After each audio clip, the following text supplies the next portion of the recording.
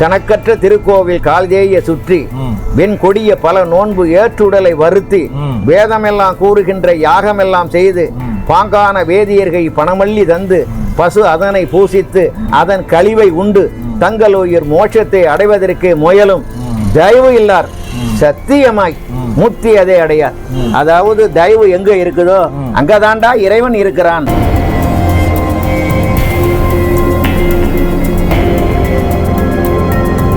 இப்போ 50 ஆண்டு காலமாக இந்த ஆன்மீகத்தில் இருக்கீங்க. ஆமாம். கடவுளை உணர்ற சக்தி எப்பயாவது தெரிஞ்சதா, இல்லை அவரை அமானுஷ்யமாக ஏதாவது உணர்ந்திருக்கீங்களா எங்கேயாவது போகிறப்ப, இல்லை உங்களுக்கு அதில் ஏதாவது காட்சிகள் கிடைச்சிருக்கா கனவுல? தாகம் வந்துட்டு அப்போ யாருமே எனக்கு தண்ணி கொடுக்க இல்லை, ஏதோ ஒரு ஆள் எனக்கு தண்ணி கொடுத்தாங்க. ஓஹோ இவங்க தான் கடவுளாக இருப்பாங்களா அப்படிங்கிறது உணர்ந்திருக்கிறேன்.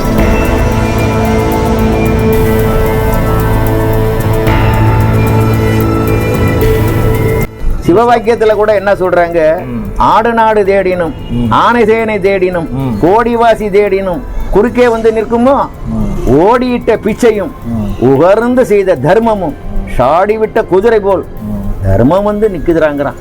அதாவது தர்மத்துக்கு ஈடு என்ன கிடையாது. ஒரு மனிதனுக்கு கர்மா இருக்கு, அவனுக்கு வியாதிகள் இருக்கு, தீர்க்க முடியல, டாக்டர்கிட்ட போயிட்டு இருக்காங்க. இதெல்லாம் இறை வழிபாட்டு மூலமாகவே இது பண்ண மாதிரி அன்னதானங்கள் செய்கிறது, பசுவுக்கு அன்னதானம் செய்கிறது, பைரவருக்கு அன்னதானம் செய்கிறது, மக்களுக்கு மனிதர்களுக்கு அன்னதானம் செய்கிறது.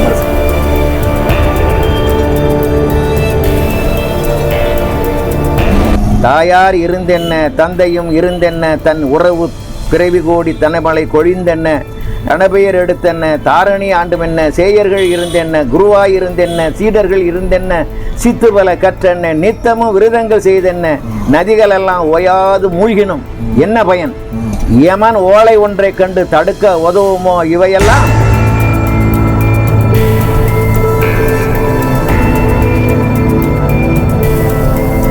ஆன்மீகம் என்பது வானத்தை கொடையாகவும் பூமியை பாயாகவும் பசியை இறைவனாகவும் கருதுகிறவர் தான் ஆன்மீகவாதி. உண்டு உண்டு என்று பல சொன்னால் சாமி இல்லை இல்லை என்று சிலர் மறுப்பார். காவி ஊடை தாங்கி வரும்போது நம்மை கண்டபடி பார்த்து சிலர் மறுப்பார். மறுப்பவர் மீது வெறுப்படையாதே, இதுவும் ஈசன் விளையாட்டு, இந்த உலகை அன்பால் நிலைநாட்டு. பாரத கண்டம் சொல்லுவாங்க அந்த காலத்தில். இன்னைக்கு இந்த பரத கண்டமானது இன்னும் கொஞ்ச நாள் சாதுக்கள் தான் ஆள போறாங்க. உலகத்திலேயே இதுதான் பெரிய வல்லரசு நாடாக போகுது. இந்த நாட்டையும் இந்த நாட்டு மக்களையும் இங்கே உள்ள ஜீவராசிகளையும் அத்தனையும் பாதுகாக்கணும். பக்கத்துணையா இருக்கிறது தான் எங்களாட்டம் உள்ள சாதுகளுக்கு முதல் வேலை என்பது.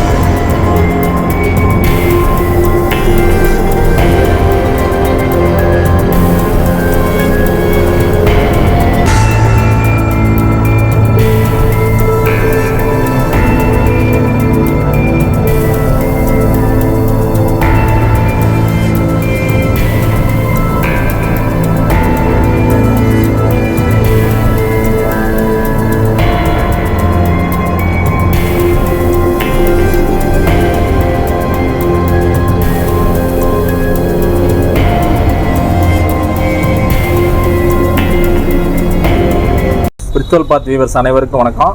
இன்றைக்கி நாம் எங்கே இருக்கோம் அப்படின்னா மன்னார்குடி, ராஜ மன்னார்குடியில் வினோபாஜி தெரு அப்படின்னு சொல்லி ஒரு மெயினான பிரதான கடை வீதி இருக்குது. அந்த இடத்துல கைலை சிகாமணி ஐயா திருக்கைலைவாசன் பாலகிருஷ்ணன் சுவாமிகளை நம்ம இன்றைக்கி சந்திக்க வந்திருக்கோம். ஐயா ஆன்மீகத்தில் கிட்டத்தட்ட ஒரு 50 ஆண்டுகளாக இருக்காங்க. நிறைய ஆன்மீக சாதனைகள்லாம் நிறையா பண்ணியிருக்காங்க. அவரை பற்றி கேள்விப்பட்டு நாங்கள் இன்றைக்கி வந்திருக்கோம். ஐயா அவரோட ஆன்மீக சாதனைகளை பற்றி உங்களுக்கு கொஞ்சம் தெளிவாக சொல்லுவார், கேட்டுங்க. ஐயா வணக்கம். ஐயா சிவாய நம. ஐயா நீங்கள் எத்தனை ஆண்டு காலமாக இந்த ஆன்மீகத்தில் இருக்கீங்க? எனக்கு தெரிஞ்ச ஒரு 15 என்னுடைய வயசுலேருந்து நான் அந்த ஆன்மீகத்தில் இருக்கிறேன். சரி. எனக்கு அருகாமையில் உள்ள எல்லை காளியம்மன், சிங்கமகா காளியம்மன் பேர். இந்த மன்னார்குடிக்கு எல்லை காளியாவை தான். இந்த மன்னார்குடியில் பிரிட்டிஷ் ஏகாதிபதி வெள்ளக்காரங்காலத்தில் அந்த கோவில் ரிஜிஸ்டர் ஆக்கப்பட்டது. இந்த சுதந்திரம் அடையாளத்துக்கு முன்னே. சரிங்க. அந்த காளியாத்தால் சரிங்க அடைக்காலம் புகுந்தவளே சிங்கமகா காளியம்மா பாலகிருஷ்ணன் பெருநிதியாக இங்கே இந்த ஓலக்குடிசையில் அங்கே இருந்துகிட்டு இருக்கிறா. மக்களுக்கெல்லாம் அருள்பாலிக்கிட்டு இருக்கிறா. சிங்கமகா காளியம்மன் எல்லை காளியம்மன் சக்தி. சிங்கமகா காளியம்மனோட அருளில் நீங்கள் பக்தர்களுக்கு இப்போ என்னென்ன செஞ்சு கொடுக்குறீங்க ஐயா? அதாவது இப்போ நீங்கள் வந்த நேரத்தில் கூட எம்பெருமான் வேலவன் அவங்க திருச்செந்தூருக்கு போகணும், நீங்கள் மாலை அணிவிக்கணும்னு சொன்னாங்க. நீங்கள் இருக்கும் பொழுது அவங்களுக்கெல்லாம் மாலை அணிவிச்சு நீங்களும் தெய்வீக லைனில் போங்க, இறைவனை வழிபட பாருங்க. இறைவனை வழிபடுறதுன்னா பல வகைகள் உண்டு. இனிப்பில் எத்தனையோ வகைகள் சில பேருக்கு பிடிக்கும், ஆனால் இனிப்புங்கிறது ஒன்று தான். ஆகையினால நீங்கள் சில பேருக்கு அல்வா பிடிக்கும், ஆனால் அதை போல் ஒவ்வொரு வகையில் நீங்கள் இறைவனை அடைய பார்க்குறீங்க. நானும் அடையிறதுக்கு தான் பார்க்குறேன். என் வாழ்க்கையில் முழுமையாக இரவா பகலா நேரம் நாள் தூக்கம் பசி இதெல்லாம் நான் பார்க்கறது கிடையாது. 6 மாதம் சம்பாதிப்பேன். 6 மாதம் எடுத்துக்கிட்டு மலை எங்கெங்கே இருக்குதோ அந்த பகுதியெல்லாம் மலை ஏறி பார்ப்பேன். கடல் எங்கெங்கே இருக்குதோ அதெல்லாம் சுற்றி பார்ப்பேன். மணல் சாரி எங்கே இருக்குதோ அங்கெல்லாம் போய் பார்ப்பேன். காடு கரம்பையெல்லாம் போய் பார்ப்பேன். இதை போல் 12 ஜோதிலிங்கமும் பார்த்தவன். 12 ஜோதிலிங்கம் போயிருக்கீங்க? 12 ஜோதிலிங்கமும் சக்தி பீடமும் போய் பார்த்தவன். சரிங்க. 108 திவ்ய தேசமும் பார்த்தவன். இதை திவ்ய தேசங்களும் பார்த்துட்டேன். இதை அன்னியில் கைலாசம் திருக்கைலாசம் போகிறதுன்னா நேராக காசி போயிட்டு, காசியிலேருந்து நேராக நேபாள் போயிட்டு, நேபாளிலேருந்து சீனா போய், சீனாவிலேருந்து திபெத்து போய், திபெத்துலேருந்து மானசரோவரில் போய் என்னதான் யாகம் வளர்க்க சொன்னாங்க. என்னங்க இவ்வளோ பெரிய யாகம் தெரியக்கூடிய வித்தகர்லாம் இருக்கும் பொழுது சொன்னால் என்னை கொண்டு போய் நிப்பாட்டுறீங்களேன்னு கேட்டேன். நீங்கள் அங்கேருந்தே இதுவரையிலையும் எந்த விதம் இல்லாத 4 மூளை துண்டு 4 மூளை வேட்டியிலேயே வர்றீங்க. குளிரில் கூட உங்களுக்கு குளிர் தெரியலையான்னு. இறைவனை நான் பார்க்கணுன்னு ஆசைப்படுறப்ப நேரமாகுது. இதெல்லாம் நான் பார்க்கறது கிடையாது. குளிர் வெயிலெல்லாம் பார்க்கறது கிடையாது. ஏதோ எனக்கு தெரிஞ்சத சுத்த தமிழக்கத்தில் சொல்கிறேன். சரிங்க. அப்போ தேவாரம் திருமுறைகள் எல்லாமே நீங்கள் ஓரளவு அதெல்லாம் எனக்கு எதில் கேட்டாலும் 1 2 அப்படியே நான் அதை சொல்லுவேன். அதை முடிச்சுக்கிட்டு வைகுண்டம் போயிட்டு வந்தேன். வைகுண்டம் ஸ்ரீ வைகுண்டங்களா? ஆமாம், வைகுண்டம். அதாவது சிவலோக பதவி அடைய வைகுண்ட பதவி அடைங்கிறாங்களே, அந்த இடத்துக்கு போயிட்டு வந்தேன்.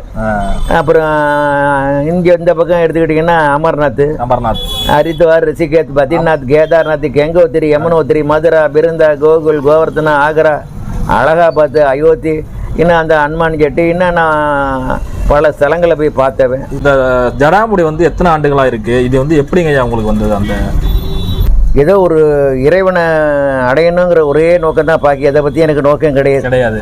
அப்படிங்கும்போது அது இருந்தான்னா அது நம்ம மயிராலே இயற்கையாகவே வந்துட்டு, இது இயற்கையாகவே அது வந்துட்டு. சரிங்க. இறைவனை நாமத்தை எப்படி நாரதர் நாக்களை நாராயணா நாராயணா நாராயணா என்பது போல மக்களை, அதாவது என்னுடைய குருநாதருக்கு திருமுருக கிருபானந்த வாரியார் நாக்கை வேலை வேண்டுவதே வேலையப்பா, வேலவன் கையை வேலை வேண்டுவதே வேலையப்பான்னு அவர் சொல்லுவார். எனக்கு அதே போல் அம்மா அம்மா அம்மா இந்த மகாகாளியை வேண்டது தான் எனக்கு வேலை, வேற வேலையே கிடையாது. இப்போ ஆன்மீகத்தில் வந்து உங்கள் குருநாதர் வந்து திருமுருக கிருபானந்த வாரி ரொம்ப நல்லதுங்க. அவர் மிகப்பெரிய ஒரு ஆன்மீக சொற்பொழிவாளர், ஆன்மீகவாதி. 63 சித்தர்கள்னு சொல்றாங்க. இவங்கள 64வது சித்தரா நான் கருதிட்டு இருக்கிறேன். இல்லைங்கய்யா, ஆன்மீகத்தின் மூலமா மக்களுக்கு வந்து இப்போ நிறைய பேர் ஆன்மீகவாதிகள் இருக்காங்க, போலி ஆன்மீகவாதிகள் நிறைய பேர் இருக்காங்க, நிறைய இருக்காங்க. இவங்களால எப்படி அடையாளம் கண்டுபிடிக்கிறது? என்ன இது நான் தீட்சை கொடுக்குறேன் அப்படிங்கிறாங்க, அது பண்றேன் இது பண்றேன் பேர். அவங்களுக்குலாம் என்னையா சொல்ல விரும்புறீங்க? அருள் இல்லாதவருக்கு உலகம் இல்லை, பொருள் இல்லாதவருக்கு இவ்வுலகம் இல்லை, அருளும் பொருளும் இல்லாதவருக்கு உலகம் இல்லை. சிவாய நம சிவாய நம என்று சொன்னால் அவனுடைய அருள் தான் கிடைக்கும்.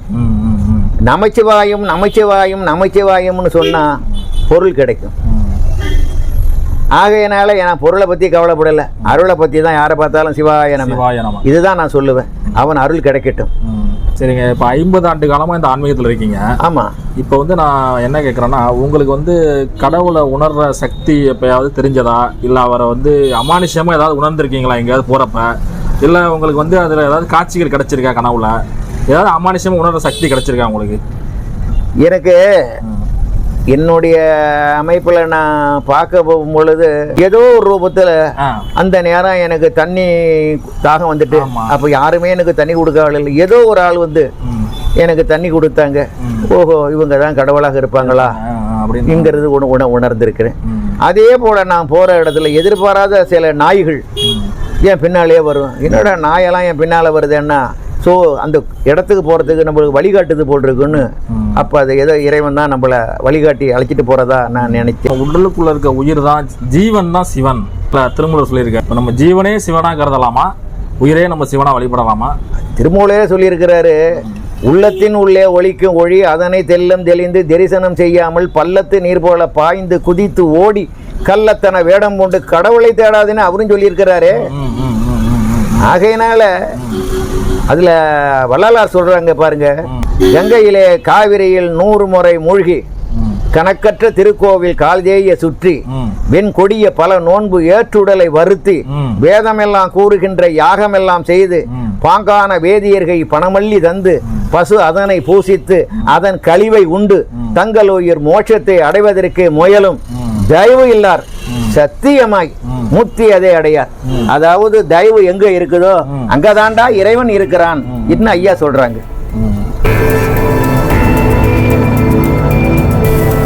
சிவவாக்கியத்துல கூட என்ன சொல்றாங்க, ஆடு நாடு தேடினும் ஆனை சேனை தேடினும் கோடிவாசி தேடினும் குறுக்கே வந்து நிற்குமோ ஓடியிட்ட பிச்சையும் உகர்ந்து செய்த தர்மமும் சாடிவிட்ட குதிரை போல் தர்மம் வந்து நிக்குதுறாங்கிறான். அதாவது தர்மத்துக்கு ஈடு என்ன கிடையாது. ஆகையினால இதுதான் இன்னைக்கு தர்மம் செய்ய அவங்க சொல்றாங்க.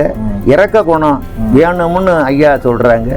ஆகையினால திருமணம் ஆகாத சில பெண்ணோ இருக்கு, அதுங்களுக்கு பணம் தான் தட்டுப்பாடுன்னா ஏதோ ஆளுக்கு 10 ரூபா கொடுத்து அந்த பிள்ளைய கரை சேர்த்து விடுங்க. நல்ல ஒரு சந்தேகம், இப்போ அன்னதானம் செய்யறாங்க, இதெல்லாம் வந்து பாவத்தை கர்ம வினைகளை கழிக்கிறாங்க அப்படின்னு சொல்றாங்க. அதெல்லாம் வந்து உண்மைதானே? அன்னதானம் பண்ணால் கர்ம வினையை கழிக்க முடியுமா?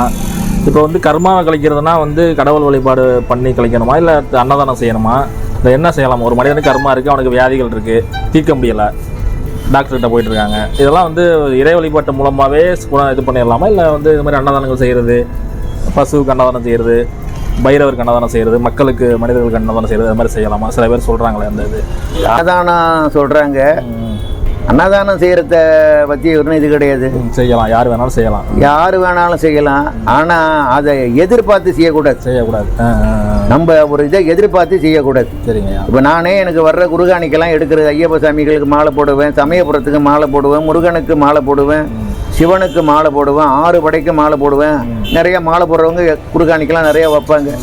இந்த காணிக்கெல்லாம் எடுத்துகிட்டு போய் நான் எங்கள் மன்னார்குடியில் தெப்பகுளம் கீழ்கரையில் காசி விஸ்வநாதர் ஆலயம் இருக்கு. ஆமாம் இருக்கு. அதில் பைரவர் இருக்கார். ஆகையினால காசிக்கு அடுத்தபடியா மன்னார்குடியில் பைரவர் இருக்கிறாங்க. தலைமை பீடம் காசி தான் பைரவர். ஆமாம். அவர் ஆலயத்தில் கார்த்திகை மாதத்தில் தேய்பிர அஷ்டமியில் அவர் ஜெயந்தி அன்னைக்கு நிறைய பிரசாதங்கள்லாம் செஞ்சு வயறார கனிவான உபசரிப்பு சுவையான உணவு நான் இன்னமும் கொடுத்துக்கிட்டு தான் இருக்கிறேன். ஆகையினால பல பேர் கொண்டாந்து கொடுக்குறாங்க. ஆகையினால பல பேர் என்ன நினைச்சு அந்த குருகாணிக்கு எனக்கு கொடுக்குறாங்களோ அதெல்லாம் எனக்கு தெரியாது. இதெல்லாம் மொத்தமாக சேர்த்து ஐயா நீ ஏற்றுக்க, எல்லாருக்கும் நல்லதை செய், நீங்கள் என்னை காப்பாற்றுவீங்க, அவங்க என்னை காப்பாற்றுவாங்க, இந்த முதல்வர் என்னை காப்பாற்றுவாங்க, இந்த பிரதமர் என்னை காப்பாற்றுவாங்க, அம்மா காப்பாற்றுவாங்க, அப்பா காப்பாற்றுவாங்க, குரு காப்பாற்றுவாங்க, சிஷியன் காப்பாற்றுவாங்க, பிள்ளையெல்லாம் காப்பாற்றுவாங்கன்னு நான் கனவுல கூட நான் நினைப்பது அல்ல. தாயார் இருந்தென்ன, தந்தையும் இருந்தென்ன, தன் உறவு பிறவி கோடி தனமலை கொழிந்தென்ன, கணபெயர் எடுத்தென்ன, தாரணி ஆண்டுமென்ன, சேயர்கள் இருந்தென்ன, குருவாய் இருந்தென்ன, சீடர்கள் இருந்தென்ன, சித்துபல கற்றென்ன, நித்தமும் விருதங்கள் செய்தென்ன, நதிகள் எல்லாம் ஓயாது மூழ்கினும் என்ன பயன், யமன் ஓலை ஒன்றை கண்டு தடுக்க உதவுமோ இவையெல்லாம் உதவாது. தந்தை உறவென்றுதான் உன்னிரு பாதம் பிடித்தேன், யார் மீது உன் மனம் இருந்தாலும் உன் கடைக்கண் பார்வை, அதுபோது ஈசனே சிவகாமி நேசனே என ஈன்ற தில்லைவாழ் நடராஜனேன்னு அந்த நடராஜ பெருமானை தான் நான் வேண்டிக்கிட்டே இருக்கிறேன். நோயுற்று அலறாம நொந்துமானம் வாடாம பாபடுக்கையா இல்லாம பகவானே என்னை அழைச்சிக்கடா, இன்னும் இந்த வயதுலயும் நான் அவனை வேண்டிகிட்டு இருக்குது. இதுதான் முதல். என் பேர் எனக்கு எதுவும் தேவையில்லை, நான் எதுவும் விரும்புறதும் இல்லை. இவ்வளவு நீங்க எப்படிடா நீங்க இதுக்கெல்லாம் நீங்க செய்யறீங்க நீங்க கேட்கலாம். ஆமா, அதுதான் ஒரு சந்தேகம். எனக்கு பொறுத்த வரையிலையும் நான் சின்ன புள்ளையிலேருந்து நான் பல சாதுக்களோட பழகினேன். சின்ன புள்ளையிலேயே பல சாதுக்கள் அவங்களோட போகும்பொழுது எப்பா கடைசி காலத்தில் நீ யார்ட்டையும் போய் நீ கையேந்த கூடாது, நீ கொடுத்து தான் வளர்ந்து பார்க்கணும், இந்த வித்தையை கற்றுக்குன்னு ஆளுக்கு ஒரு வித்தையை கற்று கொடுத்தாங்க. சரிங்கய்யா. அந்த வித்தையை வச்சுக்கிட்டு தான் இன்னைக்கு சூளை கட்டுனா யாராலையும் குணப்படுத்த முடியும், படுத்தபடியில கிடப்பான். அவங்களை குணப்படுத்துறது. வந்து மூலிகை மருத்துவம் பண்றீங்களா ஐயா? ஆமா. என்ன முக்கியமா என்ன வியாதிக்கு ஐயா பண்றீங்க? அதாவது எலும்பு முறிஞ்சு போறது, நொறுங்கி போறது, சுளுக்கு, வாய்வு, சரிங்க, இந்த இனிப்பு நீரால மூட்டுக்கு மூட்டு வலிக்கிறது, இதெல்லாம் உடனே நான் கவனிச்சிட்டு இருக்கிறேன். சரிங்க. அது மட்டும் இல்லாத இந்த சூளக்கட்டு சம்பந்தமா படுத்த படுக்கையிலே கிடப்பாங்க, அவங்களுக்கு நான் மருத்துவம் செய்யறேன். சரிங்க. அது மட்டும் இல்லாத மண்டை குத்தல் சம்பந்தமா வைத்தியம் பண்றேன். இதெல்லாம் எனக்கு இந்த குருமார்களால எனக்கு சொல்லி கொடுத்தது. சரிங்க. நிறைய கை நிறைய அவங்களா காசை கொடுத்துட்டு போவாங்க. இதை எடுத்துக்கிட்டு தான் நான் ஆன்மீக வழியில் அங்கங்க போவேன். 6 மாசம் கஷ்டப்படுவேன், 6 மாசம் இறைவனை பார்க்கறது அலைவேன். இதுதான் எனக்கு வேலை. இப்போ நீங்க வந்து ஆன்மீக சேவை செய்யறது மட்டும் இல்லாம மூலிகை மருத்துவம், சித்த மருத்துவம் எல்லாமே பண்ணி கொடுக்குறீங்க. நல்லா செய்வேன், நல்லா செஞ்சு. வியாதியில சூளையை சம்பந்தப்பட்டது உடனே கவனிப்பேன். எலும்பு உடைஞ்சி போறது, நொறுங்கி போறது, எலும்பு மூட்டு ஏறி போறது, இறங்கி போறது, இந்த மாதிரி எலும்பு நரம்பு சத சம்பந்தப்பட்டதை நல்ல ஓரளவு நல்ல தெளிவாகவே எனக்கு தெரியும். எலும்பு வந்து எப்படி உடஞ்சிருந்தாலும் சேர்த்துடலாம். ஜில்ல அளவில் இன்னைக்கு மாநில அளவில் நானும் ஒரு ஆளாக இருக்கிறேன். எலும்பு முறிவு வைத்தியத்தில். ஆமாம். ரொம்ப நன்றிங்க, ரொம்ப சிறப்பாக சொன்னீங்க. ஆன்மீகம் என்பது வானத்தை கொடையாகவும் பூமியை பாயாகவும் பசியை இறைவனாகவும் கருதுகிறவர் தான் ஆன்மீகவாதி. வானத்தை கொடைன்னா அந்த வானம் தான் நம்மளுக்கு கொடை. அது மழை பெஞ்சான்னா, வெயில் அடித்தான்னா, அது எது பெஞ்சான்னா அதுதான் எங்களுக்கு கொடை, அதுதான் எங்களுக்கு வீடு. நாங்கள் போயிட்டே இருப்போம். நாங்கள் மழை பெய்யுத வெயில் அடிக்கிறதுலாம் நாங்கள் பார்க்கறது கிடையாது. பூமி தான் பாய். ஆகையினால அது மழை பெஞ்சான்னா, சகதியாக இருந்தான்னா, சாணியாக இருந்தான்னா, எதுவாக இருந்தான்னா எங்கே வேணாலும் படுப்போம், எங்கே வேணாலும் போவோம். பூமி தான் எங்களுக்கு பாய். பசி சர்வகாலமும் அவனுடைய திருநாமத்தை சொல்றதுதான் எங்களுக்கு பசி, இறைப்பசி. இவ்வளவுதான். அந்த மாதிரி உள்ளவங்களை நானும் தேடிட்டு தான் இருக்கிறேன். இன்னும் என் கண்ணுக்கு இன்னும் ஏதோ ஒன்று ரெண்டு தெரியறாங்களே ஒழிய இன்னும் அழுத்தமாக நான் பார்க்குறேன். இன்னும் என் கண்ணுக்கு மாட்டல. அவங்கள தான் நான் தேடிட்டு இருக்கேன். எப்படி இந்த உலகத்துக்கு எடுத்துக்காட்டாக விவேகானந்தர் எப்படி இருந்தார், ராமகிருஷ்ண பரமஹம்சரனுடைய இதை எப்படி உலகத்துக்கெல்லாம் சொன்னார், அதை போல விவேகானந்தர் மாதிரியா எனக்கு ஒரு சீடன் கிடைக்க மாட்டான்னு நம்ம ஏங்கிட்டு இருக்கு. இவ்வளவுதான். சர்க்குருவானவனே முருகா சரவண பவகுகனே, பற்றினை விடுத்தவனே அன்று பழனியில் அமர்ந்தவனே முருகா, சத்குருவானவனே முருகா சரவண பவகுகனே. சிவகுருநாதன் நீயானாய், தவறுகள் பொறுக்கும் தாயானாய், மனநோய் தீர்க்கும் மருந்தானாய், அடியவர் விரும்பும் அமுதா அடிவேலா, சத்குருவானவனே முருகா சரவண பவகுகனே, பற்றினை விடுத்தவனே அன்று பழனியில் அமர்ந்தவனே முருகா, சத்குருவானவனே முருகா சரவண பவகுகனே. இதெல்லாம் நானா ஏற்றி இசையமைக்கப்பட்ட பாடல்கள். எல்லா தெய்வத்தையும் நானா ஏற்றி இசையமைக்கப்பட்ட பாடல்கள். சரிங்க. அடுத்தவங்க விடலாம் எனக்கு ஜர்வஜாதம், சினிமா பாட்டெல்லாம் எனக்கு ஜர்வஜாதம் நான் பாடுறதில்ல. சர்வஜாதர்னா. சரிங்க, ரொம்ப ஆச்சரியமா இருக்கு எங்களுக்கு. இது வந்து நீங்க ஓன் சொந்தமா நீங்க லிரிக்ஸ் எல்லாம் எழுதி நீங்களே எந்த தெய்வமாக இருந்தாலும், இப்ப ஐயப்பனாக இருந்தாலும், இப்ப ஐயப்பனை பத்தி பாடணும்னு வச்சுக்கலாம். ஒரே இதுல பிள்ளையாரையும் பார்த்துக்கணும், ஐயப்பனையும் பார்த்துக்கணும், இதெல்லாம் பார்த்துக்கணும்னா நாங்கள் உடனே டீன் போட்டு உடனே ஒரு பாட்டு உடனே பாடிடுங்க. அதுலேயே தத்துவ பாடல். ஆமாம். செவ்வானத்தில் ஒரு ஜோதி, அது சிங்கார மகரத்தின் ஜோதி, தை மாத மலையில் தென்பாண்டி சீமையில் மண்ணாளும் பாலனை வைகுந்தநாதனை மலையில் காண்போமே, அவன் மகிமை அறிவோமே, ஞானம் தோன்றும் நலமுண்டு மனமே, செவ்வான தேழ் ஒரு ஜோதே. உண்டு உண்டு என்று பல சொன்னால் சாமி இல்லை இல்லை என்று சிலர் மறுப்பார். உண்டு உண்டு என்று பல சொன்னால் சாமி இல்லை இல்லை என்று சிலர் மறுப்பார். காவி ஓடை தாங்கி வரும்போது நம்மை கண்டபடி பார்த்து சிலர் மறுப்பார். மறுப்பவர் மீது வெறுப்படையாதே, இதுவும் ஈசன் விளையாட்டு, இந்த உலகை அன்பால் நிலைநாட்டு, என்னாலும் நமக்கு இனி வேண்டும் பொறுமை, அப்போது தானே உண்டாகும் பெருமை, எழுவாய் துணிவோடு நீ அழகாய் நடைபோடு, ஞானம் தோன்றும் நலமுண்டு மனமே, செவ்வான தேழ் ஒரு ஜோதி. வந்து ஆன்மீக பாடல்கள் நிறைய பாடி இருக்கீங்க. நிறைய பாடல் எல்லா தெய்வத்தை பத்தியும் பாடி இருக்கேன். எந்த நேரத்தில் கேட்டாலும் எந்த இடத்துல நான் சொல்லுவேன். பரவாயில்ல, ரொம்ப சந்தோஷம். நாங்கள் இது எதிர்பார்க்கவே இல்லை, ஆன்மீக பாடலாம் இவ்வளவு பாடல் கூட நிறைய எனக்கே தெரிய சமயத்தில் எங்கேயாவது போய் உட்கார, சாமி நீங்கள் 50 வருஷத்துக்கு முன்னே இந்த பாட்டு பாடினீங்களே, இப்போ நான் பாடணும் சாமி, அந்த பாட்டை பாடுங்க சாமி பாங்க. அதுக்கு என்ன நான் பாடுறேனப்பா என்ன அவங்களாம் எனக்கு ஞாபகப்படுத்துவாங்க. நான் பல ஆயிரக்கணக்கான பாடல் பாடி இருக்கீங்க. சினிமா பாட்டெல்லாம் ஒரு நேரத்தில் என்னுடைய வாலிபமான டயத்தில் நம்ம மன்னார்குடியில் பெரிய பெரிய கோயில்கள்லாம் போயிருக்கிற பாட்டு பஜனை பாட்டு கச்சேரிக்குன்னு போயிருக்கிறேன். அப்போ ராமா கிருஷ்ணா கோபாலா கண்ணா கோவிந்தா இப்படியெல்லாம் நான் பாடுனேன். சரிங்க. யாருமே 4 பேருக்கு இல்லை. அப்போ பாருங்க, இந்த மன்னார்குடி இந்த ருக்க காளியம்மன் கோயிலில் பெரிய ஆர்டிஸ்டாக வச்சுருக்காங்க, அங்கே தான் கூட்டம். சரி. செங்கோண்டார் வீட்டில் அதை விட கூட்டம். ஆமாம்.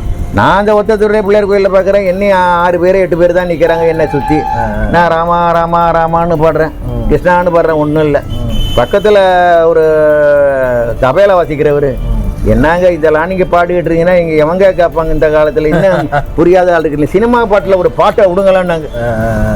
அப்போ தான் ஈடற்ற பத்தினியின் இன்பத்தை கொன்றவண்ணா, அவள் இதயத்தில் கொந்தழித்த எண்ணத்தை கொன்றவண்ணாம்,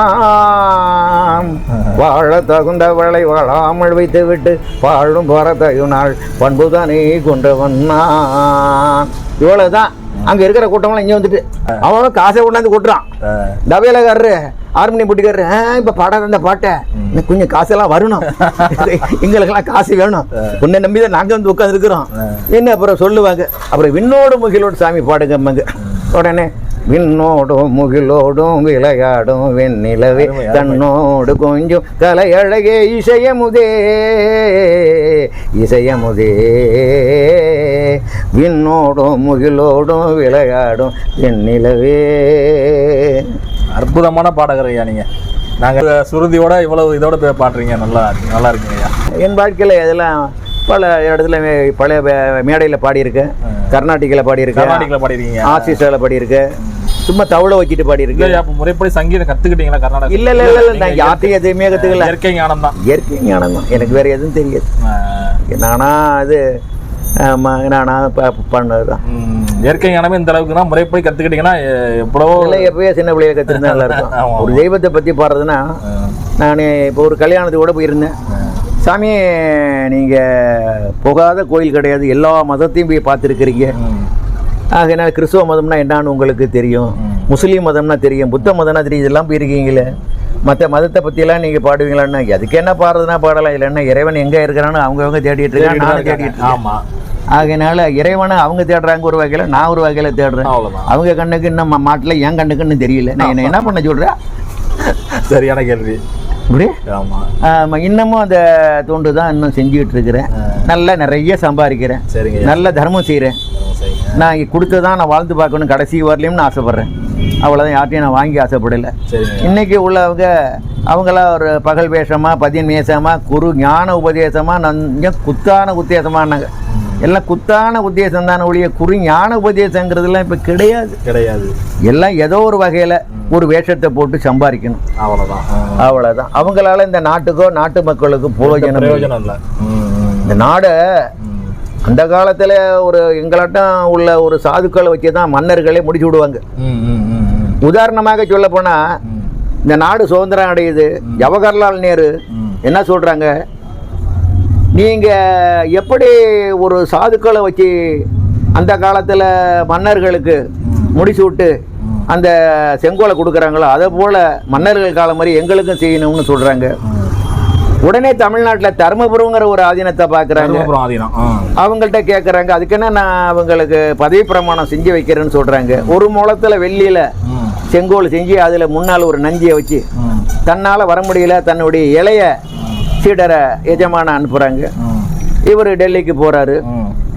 திருவாடுதுறை ராஜரத்னம் பிள்ளை உலக சக்கரவர்த்தி அவங்க நாதஸ்வரத்தில் அவங்களுடைய நாதஸ்வரம் வாசிக்கிறாங்க. அதுக்கு பிறகு இவங்க தான் பதவி பிரமாணம், அதான் முடிசூடாத மன்னன் என்று ஜவஹர்லால் நேருக்கு பேர். உடனே செங்கோலை கையில் கொடுக்குறாங்க. இந்த கோளறு பதிகம்னு ஒரு பதிகம் இருக்கு, அதில் 11வது செயல் சொல்கிறாங்க. தேனமர் மொழிகொள் ஆளை விலை சென்னல் துண்ணி வளர் செம்பொன் எங்கும் நிகழ நான் முகன் ஆதியாய பிரம்மபுரத்து மறைஞான ஞான முனிவன் தான் ஒரு கோளும் நாளும் அடியாரே வந்து நலியாத வண்ணம் ஊரை செய் ஆன சொன் மாலை ஓதும் அடியார்கள் வானில் அரசாழ்வார் ஆணை நமதே, அரசாழ்வார் ஆணை நமதே. ஏன்னா இந்த நாடு உன்னை நம்பிதான் இருக்குது. இந்த நாட்டையும் இந்த நாட்டு மக்களையும் எல்லா ஜீவராசிகளையும் நீதான்பா காப்பாற்றணும். இன்னும் நான் ஆணையிட்டு சொல்றேன்னு சொல்றான் அந்த இடத்துல. வெரி குட், நல்லா இருக்குங்கய்யா, ரொம்ப அருமை அருமை அருமை. இப்போங்கய்யா, இப்போ வந்து உங்கள்கிட்ட மாலை போட்டு ஐயப்பன் கோயில் போகிறாங்க, முருகன் கோயில் போகிறாங்க, அவங்க பக்தர்களுக்கெல்லாம் என்னையா சொல்ல விரும்புறீங்க அவங்க நல்ல விதமாக இருக்கிறதுக்கு? நீங்கள் இதுவரையிலையும் எப்படியும் இருந்திருக்கலாம். நான் என்னைக்கு மாலை போட்டோனோ இதுவரையிலும் இருந்த கெட்ட பழக்க வழக்கங்களை எல்லாம் விட்டுடணும். இனிமே நீ மனிதனாக இருந்தால் நீ எனக்கு கொடுக்கிற குருகாணிக்கைக்கு சமமானது. ஆகையினால நீ மனிதனாக இருக்கணும். இதுவரையிலும் நான் உனக்கு மாலை போட்டேன். இந்த குருசாமி கிட்ட நீ மாலை போட்டியா, பரவாயில்ல, ஒட்டு இருக்கிற கெட்ட பழக்க வழக்கமெல்லாம் போயிடும். இனிமே நீ மனிதனாக வாழலாம். இன்னும் எல்லாருமே சொல்லக்கூடிய அளவுக்கு நீங்க இருந்தீங்கன்னா அதுதான் நீங்க கொடுக்கிற என்னுடைய குருகாணிக்கையாக நான் கருதுகின்றேன். மிகவும் அற்புதமா சொன்னீங்க. அதே போல என்னுடைய கிட்ட மாலை போட்டவங்க ஜாதி மத வேறுபாடு இல்லாத யார் வீட்லயும் நீ போய் அங்க ஐயப்ப பூஜைன்னா, ஆகையினால நீ உயர்ந்த ஜாதி அந்த ஜாதி இந்த ஜாதி இதெல்லாம் நீ பார்க்க கூடாது. நீ ஐயப்பனாக இருக்கிற, நீ முருகனாக இருக்கிற, நீ சிவனாக இருக்கிற, அங்க போய் அவங்க கொடுக்குற எந்த உணவாக இருந்தாலும் அதை மனப்பூர்வமாக அதை சாப்பிட்டுட்டு அவங்கள வாழ்த்திட்டு வரணும். அழைச்சிட்டு போகிறப்ப பல ஜாதியும் ஒன்று சேர்த்து தான் அழைச்சிட்டு போய் இப்போ அதே மாதிரி என்னுடைய சீடர்கள் புறம் வந்து செய்கிறேன். அதுதான் நான் சம்பாதிக்க முதல் சொத்து. ஆமாம், ஐயப்பமார்களையோ முருக பக்தர்களையோ மகமாயி பக்தர்களையோ எல்லாரையும் ஒருங்கிணைஞ்சு அடிச்சுட்டு போன பிறகு இப்போ அவங்கெல்லாம் எனக்கு பாதுகாப்பாக பக்கத்துணையாக இருக்கிறாங்க. அவங்களாம் நான் சொத்தாத கருதுகிறேன். அவங்க தான் எனக்கு சொத்து. அப்புறம் என்ன கருதுறீங்க? இது வரைக்கும் எங்கள் சேனலுக்கு ரொம்ப அற்புதமாக விளக்கமாக ஆன்மீகத்தை பற்றியும் உங்களோட சேவைகளை பற்றியும் உங்களோட அந்த சித்த மருத்துவம் அந்த மூலிகை மருத்துவத்தை பற்றி ரொம்ப சிறப்பாக சொன்னீங்க. இதன் மூலமாக நேயர்களே நீங்கள் இது மூலமாக ஐயா வந்து தொடர்பு கொள்றதுனா மன்னார்குடியில் வினோபாஜி தெருவில் ஐயா ஃபஸ்ட்டு முதல் தளத்தில் கீழே இருக்காங்க. ஐயா வந்து நீங்கள் எப்போ வேணாலும் பார்க்கலாம். நீங்கள் ஆன்மீக சம்மந்தமாக நீங்கள் கோயிலுக்கு போகிறது, ஐயப்பன் கோயிலுக்கு போகிறது, முருகன் கோயிலுக்கு போகிறது எல்லாமே ஐயாட்ட வந்து குருவாக ஏற்றிக்கிட்டு நீங்கள் மாலை போட்டுட்டு போயிட்டு வரலாம். பேட்டி எடுத்துருக்குறாங்க.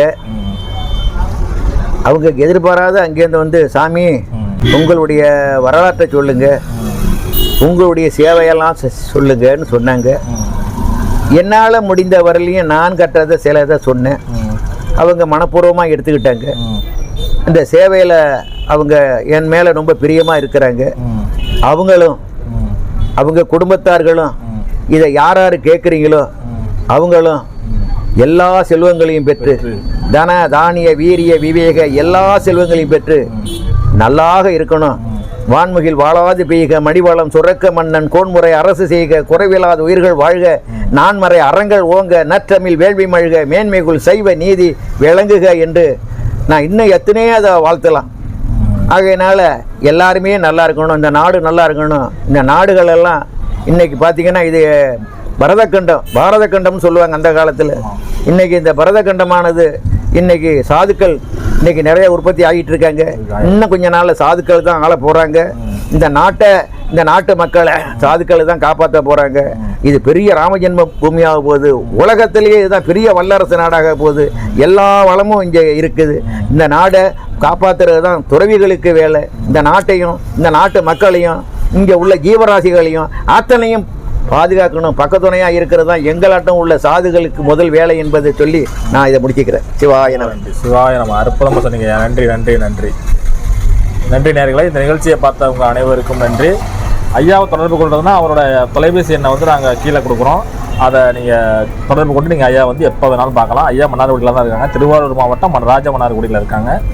தேவைப்படுறவங்க அவங்கள வந்து சந்தித்து அவங்கக்கிட்ட ஆசீர்வாதம் பெற்று சொல்லுமாறு கேட்டுக்கொள்கிறோம். நன்றி.